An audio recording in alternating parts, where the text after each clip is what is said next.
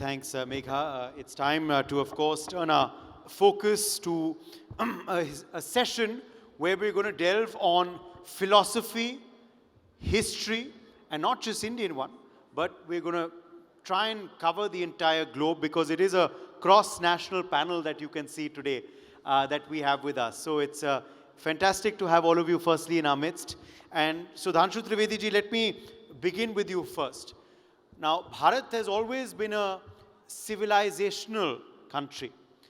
India is, of course, an ancient civilization. However, in the recent past, recent times rather, we've seen a dramatic shift in terms of India's progress, our perception abroad, and development within as well.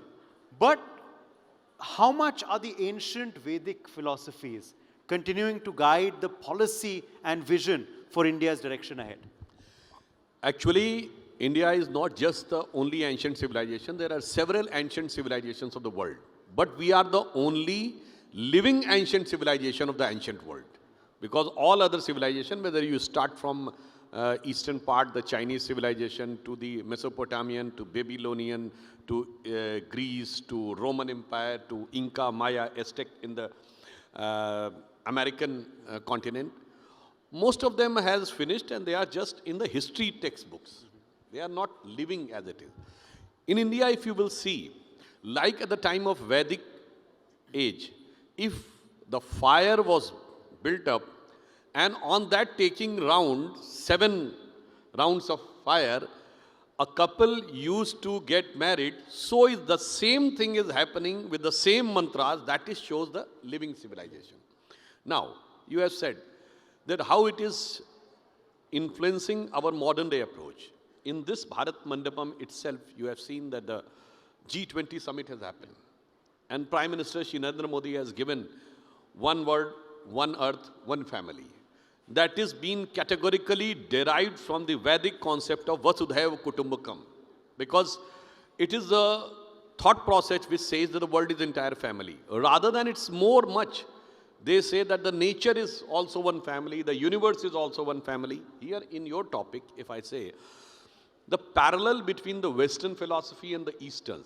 So there is a very significant parallel between the Vedic philosophy and the Confucius philosophy and the Tao, Shinto, and Buddhist is just, you can say Hindu and Buddhist philosophy is just brothers. But there is a significant difference with the Western philosophy because the difference is in the definition itself. The definition of Western philosophy is a philosophy. It comes from 2 words, philo and sophia. Phil means who the lover. Sophia means books. So if you get indulged in the books, so it is believed that you will attain the knowledge. On the contrary, in Vedic concept, the definition of philosophy is darshan shastra. It's a Sanskrit word. It means just to visualize, just to see. It means in Vedic concept, book doesn't take you to the absolute knowledge. Books just take you at the doorstep. Then the knowledge you have to visualize. You are not creating anything. You are just visualizing that. That's why the Vedic seers are called the seers. They are doesn't call the philosophers. They are called the seers. And the second difference is, it is the only concept which accepts that everything is available everywhere.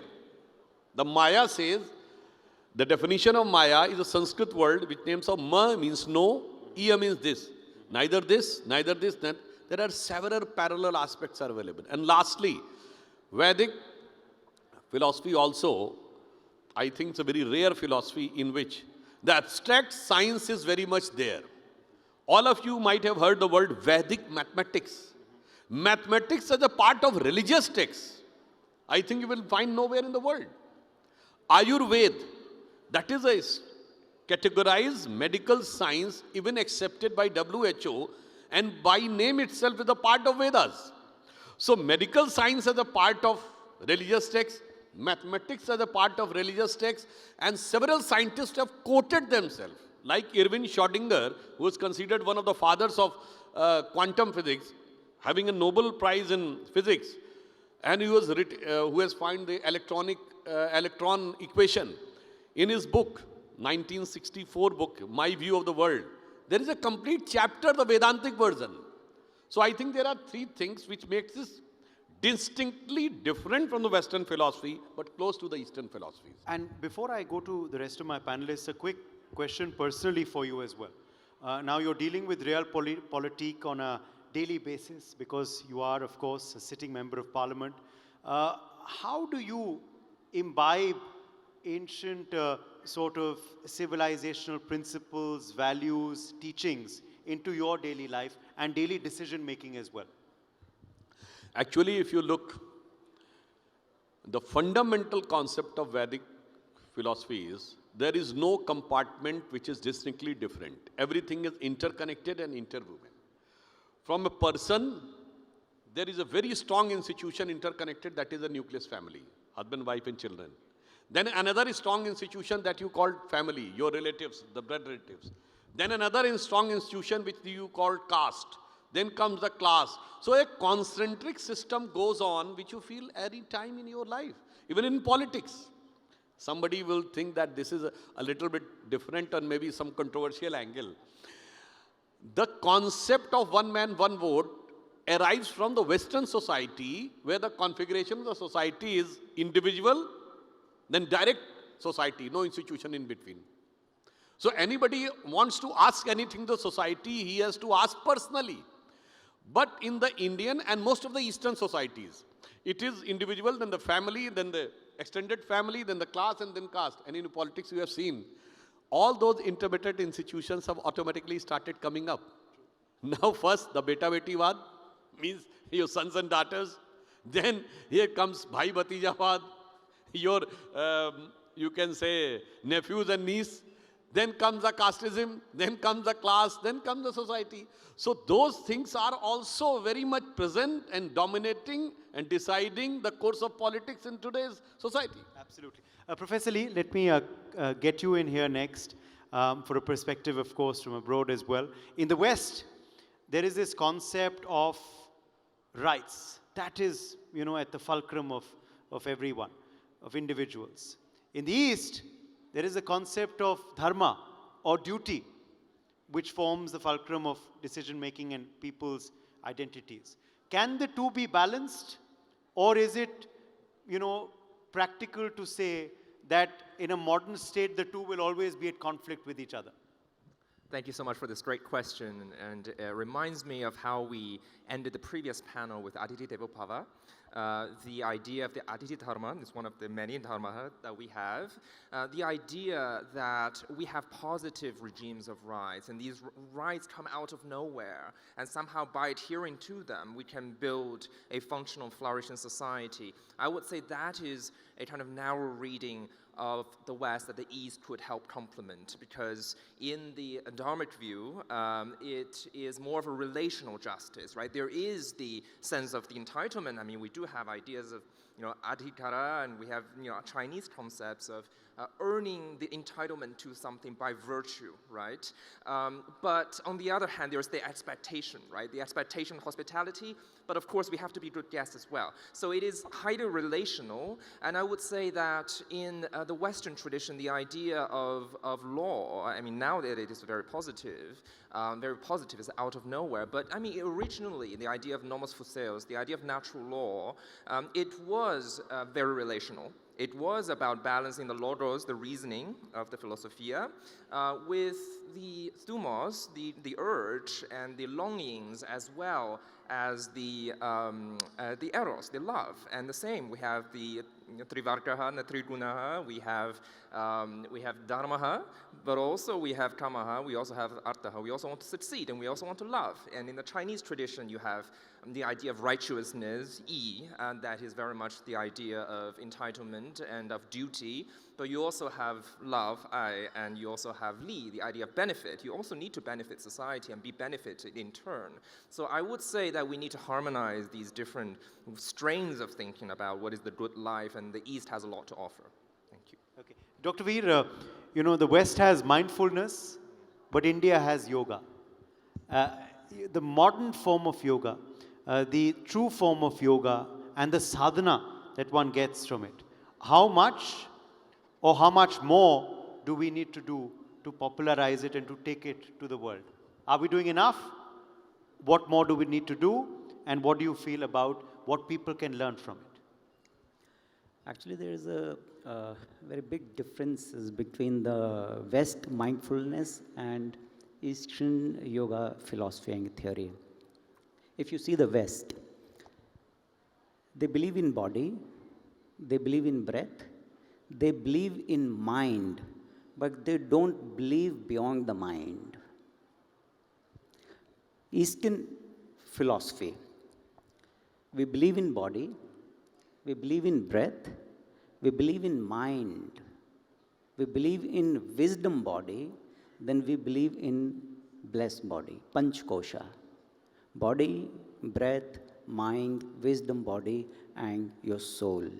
Annamaya Kosh, Pranamaya Kosh, Vijnanamaya Kosh, Manomaya Kosh, and Anandamaya Kosh. We focus on entire personality. The West don't go beyond the mind, and if I'm not wrong, before 9th century, West did not believe a soul in woman body.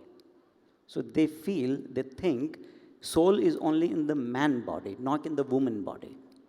So if you see the philosophy of yogic philosophy, yes, we touch from A to Z. We focus in entire personality, and which is the main purpose and main aim of the humanity, the blessed body, Atma Sakshatkar.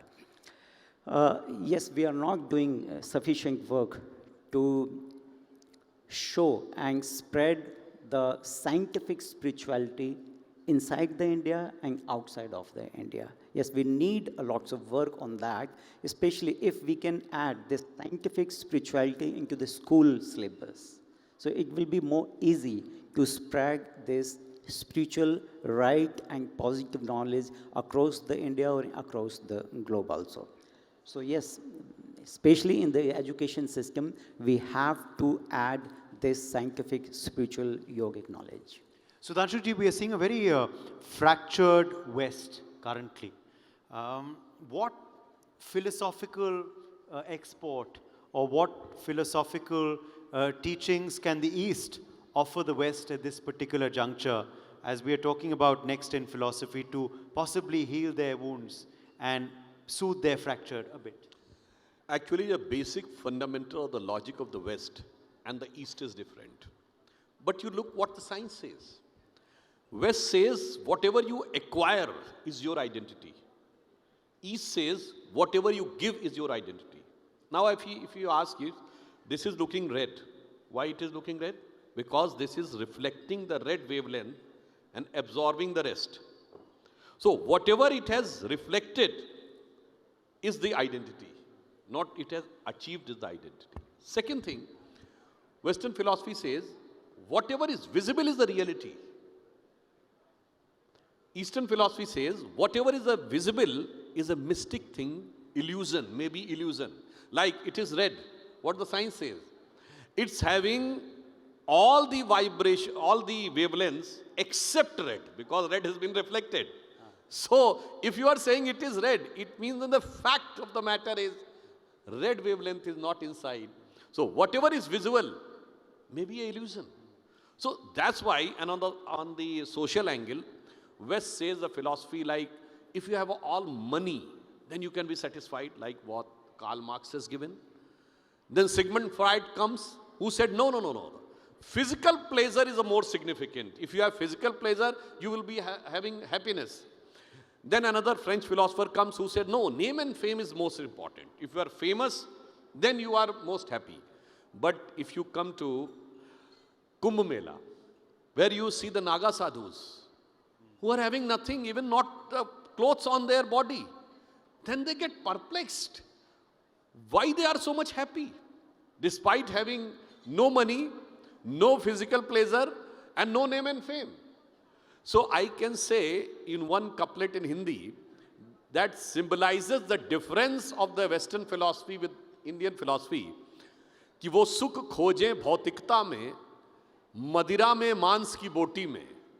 वो सुख खोजें भौतिकता में, मदिरा में मांस की बोटी में, ये भस्म रमाए अपने तन पर खुश हैं सिर्फ लंगोटी में. Means on one end, they try to search for happiness, for wine, dine and physical pleasure. On the other, they attain the blissful happiness by sacrificing everything. So I think even the science is giving the same thing, and the society is also signifying the same thing. And one more thing, 50 lakh foreigners have come in Kumbh Mela. They got motivated, but nobody asked them to get converted. That is also a fundamental thing, that Indian philosophy doesn't have the concept of conversion. In Hinduism, there is no concept of conversion. So that's why India was one of the only major country of the world which never went for invasion.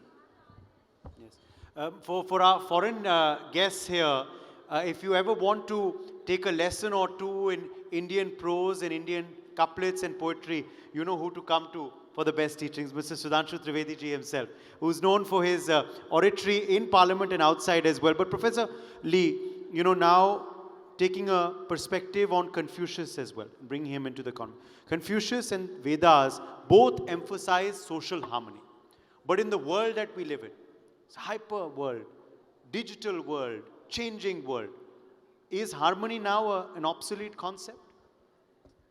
I think quite the contrary is more relevant than ever, and there are two ways that I think Vedic and Chinese philosophic ideas of harmony could be relevant. And the first is this idea that we're living in a fragmenting and fracturing world order, and in which we cannot talk beyond cultural and territorial borders.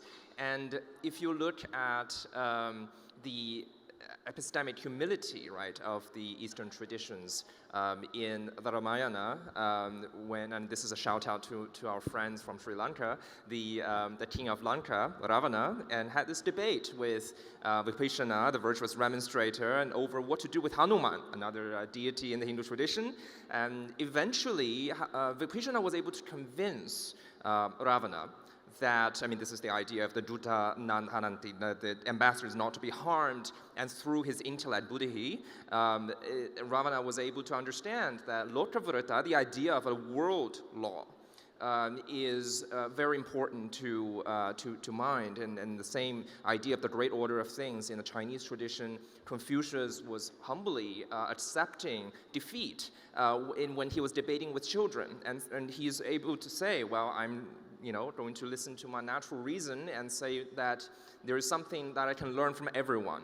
So that is one kind of harmony. The other kind of harmony is the harmony between human beings and nature, and that's something that the Vedic tradition has a lot to teach us. And I often tell my Western European American readers of Kautilya, of Chanakya, who think of Kautilya as simply a Machiavellian teacher of tricks. I tell them, not only does Chanakya have a very robust sense of justice, is very dharmic as well, but also he's an ecological thinker. He has this idea of the sarvatiti mrigam, the idea that we want to create a world in which animals also feel welcomed as guests. That is an ecological vision, and I think you also find that in Chinese Confucianism as well. So how do you harmonize human relations with nature?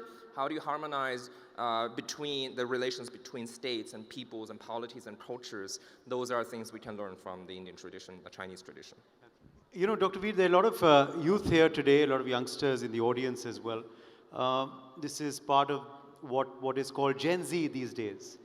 In Gen Z, there are new terms, of course, coined every day, but there's the hustle culture. Everyone wants to hustle. They say there's an age to hustle, but this also leads to burnout then. Now, if we talk about Vedic Vairagya, the concepts of detachment that can be drawn from them, how can those teachings help this generation of today better their life and not burn out, hopefully? So it's not a theory, it should be in practical way. So if you give lesson to anyone else, it's just a theory. So again, see if आहार निद्रा भय मैथुनिश्चे नर निर्णम धर्मो ही तेषः मधिको विशेष धर्मेण न पशु भी समाना. What's the differences between the human and the animal? I have an appetite. I feel hungry. The animal also feel hungry. Ahar, Nidra, I sleep. Animal also sleep.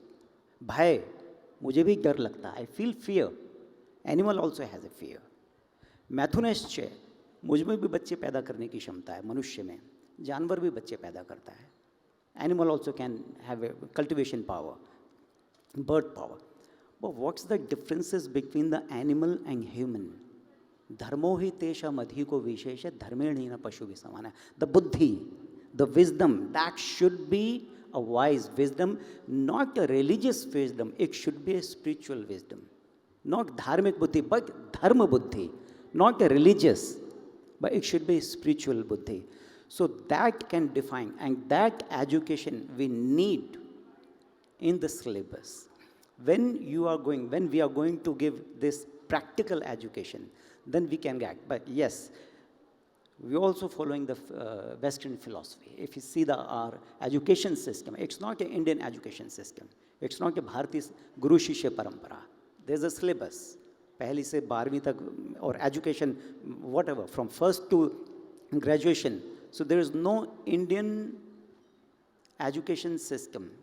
100% this is the Western education system. And this Western education system can't bring the peace and balance in the mind. If we want to give the peace and balance in the mind and bring the more scientific spirituality, we have to add the Vedic scientific philosophy in the practical way. It can be possible, yes, meditation, the chanting, the breath work. If you do pranayam, 100%, you just do pranayam in 5 minutes, 100% you can release stress, anxiety, depression. One thing,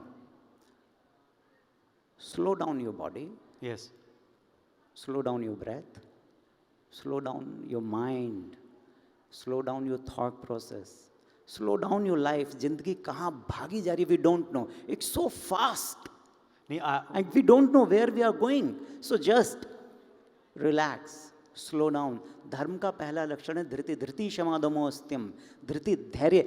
Patience. No, Dr. Veer, hearing you just now, one is already feeling a bit relaxed. So we possibly need to hear you more. But Sudhanshu ji, we're out of time. So last word to you. Before we end with a couplet, I will request you on our NXT stage, dedicated to NXT, from you. But philosophy, values, principles, 30 seconds, last question. We see in politics today, everything is transactional. There is no ideology, it seems, left in you. Abhi bhi philosophy, principles, values, does this matter anymore or not? Definitely, if there is no principle, I think the existential crisis for any system is there. So if anything has no principle at all, it's bound to be destroyed. But I would like to conclude with a fundamental difference in the Western thought process and in Indian thought process. Every civilization and philosophy was in search of God or the divine element. But their divine element got stopped at a distance, either in a book or in a messenger or in a place of worship. But in the Vedantic concept, it doesn't stop at far end. It comes close, close, close inside you. The God seems to be inside you, and not only that, it's become non-dual. When you say, Aham Brahmasmi, I myself is the manifestation of divinity, then you becomes non-dual with the supreme consciousness, which Swami Ram Tirth had said, Oh, brimful is my cup of joy, having fulfilled all desires, what shall I do and where to move? I fill all the space, no room to move. And lastly, I would like to end with a couplet with our former Prime Minister Atal Bihari Vajpayee ji in his very famous poem, Hindu Tanman, Hindu Jeevan, Rag Rag Hindu Mera Parichay. The one stanza is dedicated to Vedic concept.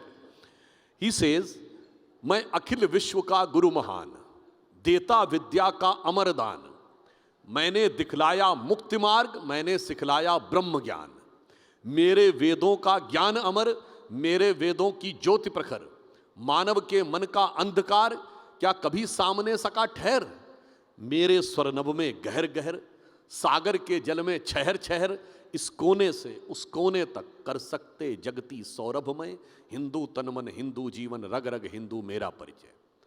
I would like to translate it, summarize it, that I was, means Vedic wisdom was a guiding principle for the entire society. And whenever the crisis of darkness or ignorance came, the light of Vedas came to guide the universe, and it is having the capability to blissfully motivate and guide the world from this end to that end. And lastly, on Chinese, I would like to say one very famous Chinese thinker, Shri. You might have known the name. He was a vice chancellor of Peking University and also the permanent ambassador, I think, in UN. He was in 1940s, 50s. He has used a very famous phrase, which in today's context become very significant. He says, India has culturally dominated and controlled China for more than 2,000 years without sending a single soldier across the border. Interesting. Okay. Well, I will not get you to respond to that because otherwise this conversation will keep going on. But thank you all very much for joining us. And thank you for, I think, hopefully guiding our youth as well in a positive, very China is also doing good thing.